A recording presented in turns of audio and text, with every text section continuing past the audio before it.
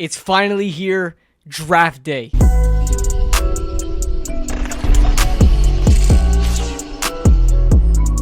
What's going on, guys? What's going on, 27 Squad? Welcome back into another video. And I'm going to be making my final mock draft for the New York Giants. Man, it's crazy how fast the month of April has gone, and now we're finally getting to see who the New York Giants will draft. I'm extremely excited. Now let's get into it. Before we start, as always, make sure you guys hit that like button for me and subscribe if you guys are new to the channel. And without further ado, let's go. Listen, so this first pick is not as difficult as it used to be. You know, there was rumors that the Giants wanted to trade up to the #1 pick, and apparently it was available, and there was a lot of talk about that. Now we're also hearing that Tennessee wants Cam Ward. That was like a no-brainer type decision there, right? Or type thought. And then you go to the #2 overall pick. It seems more than likely the Cleveland Browns are leaning more towards Travis Hunter than any other pick like Abdul Carter or Shedeur Sanders. So it seems like there is a pick between Abdul Carter and Shedeur Sanders, and with everything that the Giants have done in this offseason of trying to get a quarterback and seemingly trying to avoid getting a quarterback in this draft with the #3 pick, it really does seem the Giants are going to go with best player available here. And my first pick, 3rd overall for the New York Giants in the 2025 NFL Draft, I have the Giants selecting Abdul Carter, edge rusher out of Penn State. Listen, is he Micah Parsons? No. Now, I still think he can potentially be a generational prospect. The great thing about Abdul Carter is not only is he the best pass rusher in this draft, bar none. I mean, nobody comes close to him as an edge rusher in this draft. He's not even hasn't even reached his ceiling yet. Usually you see a lot of these top prospects where you know what you're getting from them, and they're already at the spot they should be at. But Abdul Carter is coming off his first season. I don't think people just recognize this. Abdul Carter is only in his first season as an edge rusher in his collegiate career going into the NFL. He only has one season of being a pure edge rusher.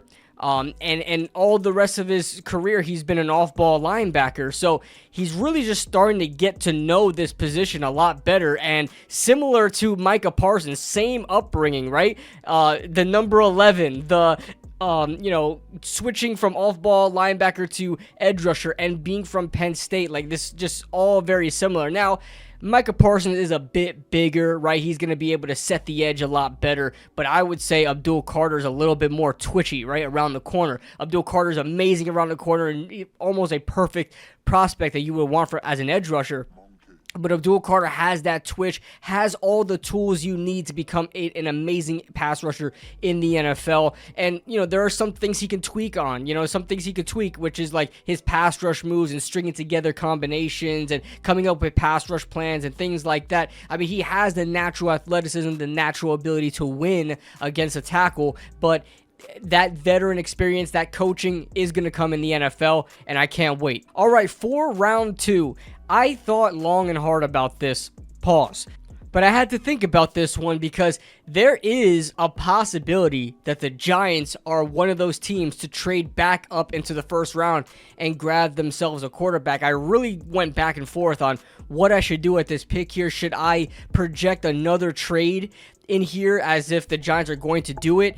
I don't know. I'm not too sure. There's like reports that the Giants really love Jackson Dart in the second round or with the second pick, more than taking a Shedeur with the first pick. So I don't know. I went back and forth on it, but I'm going to stick and pick here, and I really do think there is a good chance that the Giants do trade up, and that's going to ruin my entire mock draft.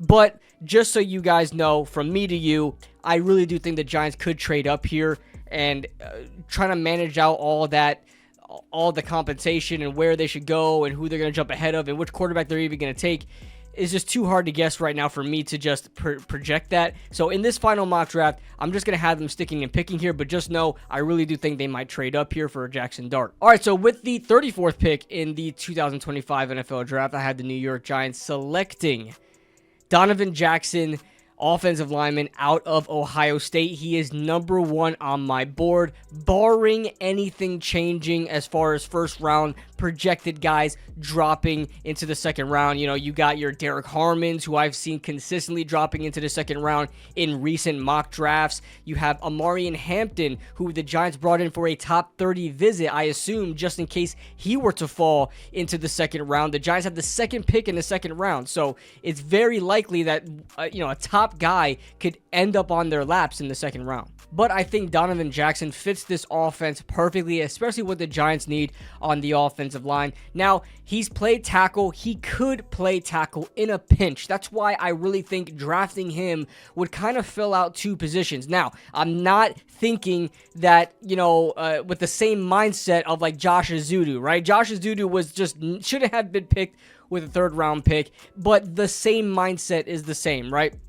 Where you're drafting a guy that can play multiple spots, but he's a lot better at it. I think Donovan Jackson can hold his own at tackle. Now, he's played left tackle in 2024 as well as left guard. He's played guard for the majority of his collegiate career at left guard, but the Giants obviously have a need at right guard, but they can see what they can do there. But I think he's a plug and play type of guy. He's perfect for what the Giants run. I think he's strong and powerful enough to run those gap schemes, and I also think he can move a lot better than most guards can and help us out in the zone running scheme. So I love Donovan Jackson. I think he's a perfect fit here. He's number 1 on my board, barring anything else changing, and I think the Giants should go in that direction. Now, as far as other people in the comments that might say, hey, KB, why don't you just have a quarterback being taken here with the 2nd round pick? Well, I think that is very, very unlikely. I honestly think if the Giants are going to get a quarterback here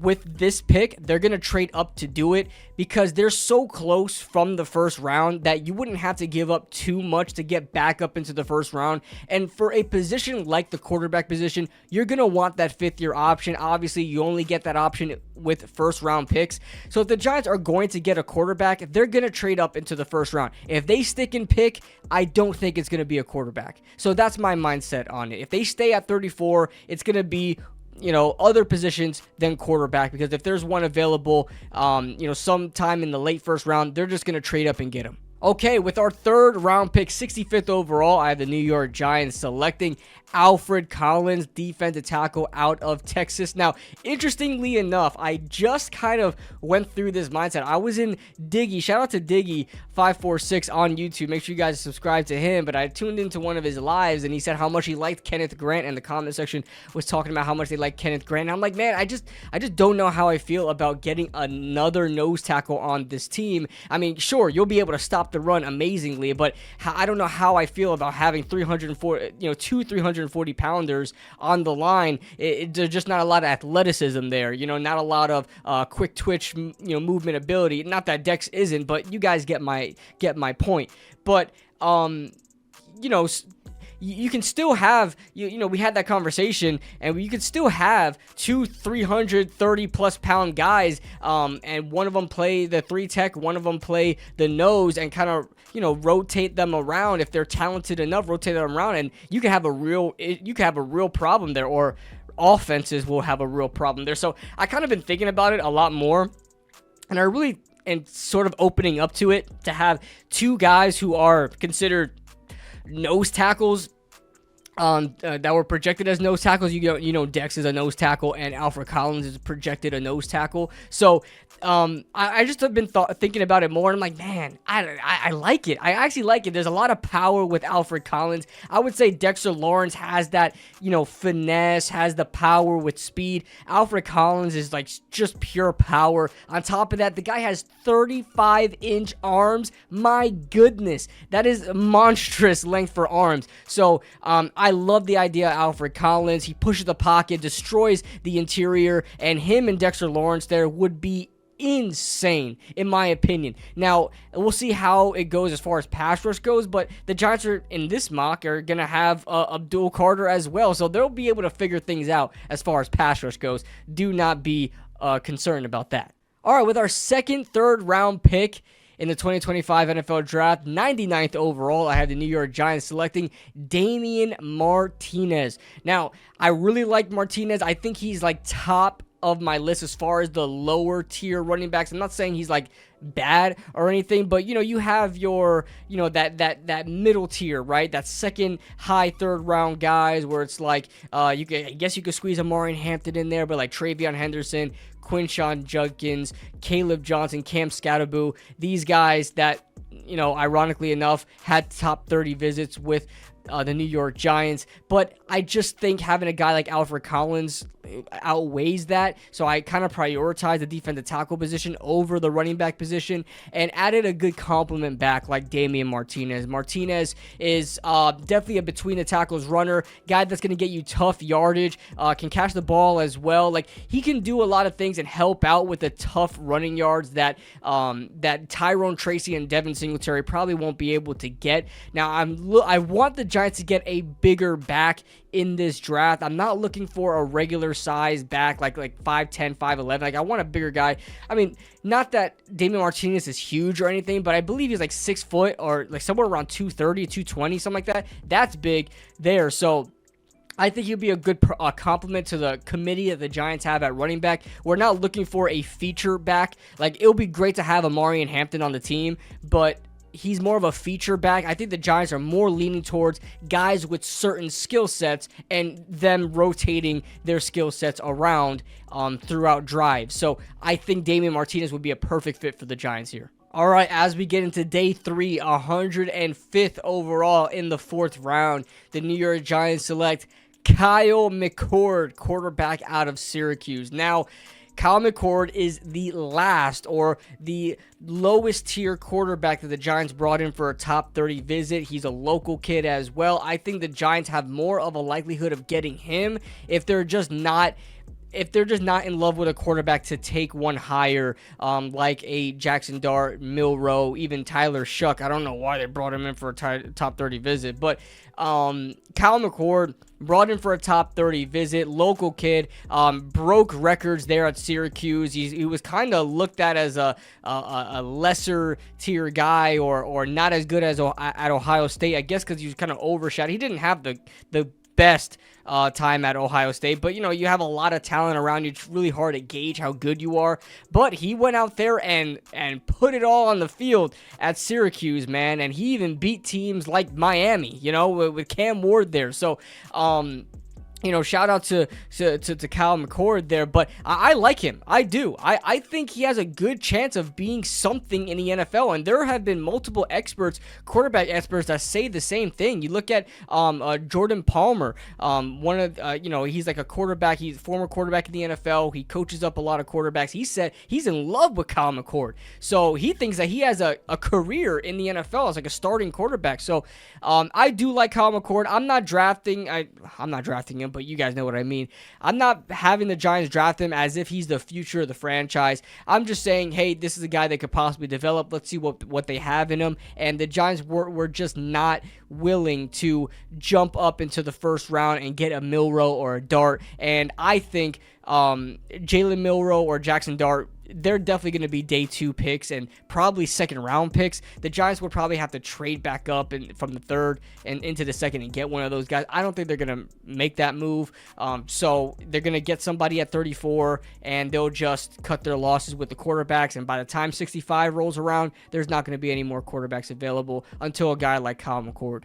All right, in round 5, 154th overall, I have the New York Giants double dipping at defensive interior. I've seen this everywhere in New York Giants mock drafts. It seems like the most common thing I see is double dipping or even triple dipping like Bobby Skinner did with defensive tackles, and I'm going to do the same thing here. I'm going to have the Giants taking C.J. West, the defensive tackle out of Indiana. He's a bit smaller, right? He's 6'1", only 31-inch arms. He's kind of the complete opposite of a guy like Alfred Collins, who I have the Giants drafting, but I love it. I love the variety, the rotation that you can put in there with CJ West and have him compete with a guy like Elijah Chapman for that kind of smaller squeeze in between the gaps defensive tackle role that Elijah Chapman was playing last season. You can add that with CJ West and kind of see who's the better of those guys. Competition always makes better players. So I like it. I like adding a little bit of rotation in there. The Giants have a lot of bigger, beefier defensive tackles. Why not get a little smaller and add some pass rush potential in there as well? All right, the 7th round picks. I'm not going to hold you guys too long for this one, but I have the Giants taking a kicker here. I took this from Bobby Skinner's mock draft. I'm not ashamed of it. I thought it was an amazing idea, but I have the Giants taking Ryan Fitzgerald, kicker out of FSU. With how much I'm hearing of how much people like Ryan Fitzgerald, he might not even be available here, but it's really hard to project what a team likes in a kicker and how high they're willing to draft one. You guys know a couple years ago when the Bucks took, Roberto Aguayo in like the 3rd round or something like that. You never know with kickers and where they're really projected. So I'm just going to have one of the better ones taken here in the 7th round. He was like FSU's offense, right? He was like their MVP last season because they couldn't do anything offensively there at Florida State. So Ryan Fitzgerald put the team on his back as a kicker. That's something of note. So you want a guy like that on your team. And on top of that, as far as the Giants perspective goes, you got Graham Gano there. I don't want to have to go through this again for the 3rd year in a row of how healthy is Graham Gano and us pretty much losing a game because of him. I'm pretty sure. Was it the Jets game 2 years ago we lost because of him? I don't know. It was one of those games that he was a late scratch and we couldn't bring him on. But then the Washington Commanders game last year was like a crazy controversy, right? People were talking about that for weeks after the game happened, with him, going out there and hurting himself when he was already on the injury report and the Giants didn't bring up a backup kicker. I don't want to deal with that anymore. Let's just move on from Graham Gano, cut our losses, get a cheaper option who can be good for X amount of years. So Ryan Fitzgerald in the 7th round. All right, with the last pick the Giants have, 246th overall, I have them selecting Bilal Cone, the cornerback out of Western Michigan. When you look for late round guys like 7th round picks, you want to just go after guys that has good potential. They don't even necessarily need to be great. Just you watch them and you're like, man, this guy's kind of a dog. He's kind of a late round dog. Like, he doesn't care. He's playing with lesser competition. He doesn't look like he cares that nobody really cares about him. Like, he's going out there and just balling out. And on top of that, scheme fit as well. The Giants, I don't have the Giants drafting a cornerback here, which may be a mistake for me because I think the Giants may target one earlier in the draft to add some depth and competition. But in this case, I have them taking one here in Bilal Cone. He's an off-zone coverage or off coverage cornerback, both man and zone, and he's feisty. He reminds me a little bit of like Kobe Bryant, the kind of day 2, early day 3 prospect in this draft, who I love a lot for the New York Giants. It kind of reminds me of him a little bit, just not as big. He's small. He's bigger than Kobe Bryant, but he's just not as big as a corner as it is. But he's really feisty, absolute dog, annoying, aggressive, and that's what you want to see.